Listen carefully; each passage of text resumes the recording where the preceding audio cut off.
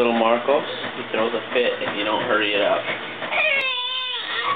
Look at that face. Like, hurry it up, Mom. You're too slow. If she waits.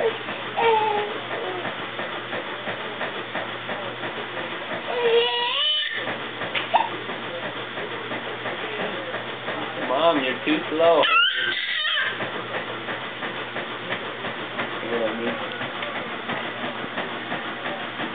He's distracted with the camera, but...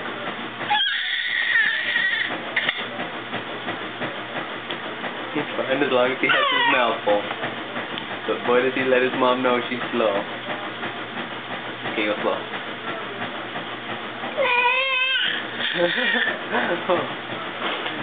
What a spoiled little boy.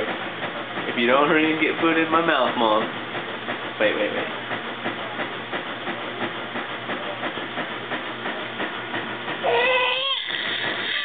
Oh, so sad.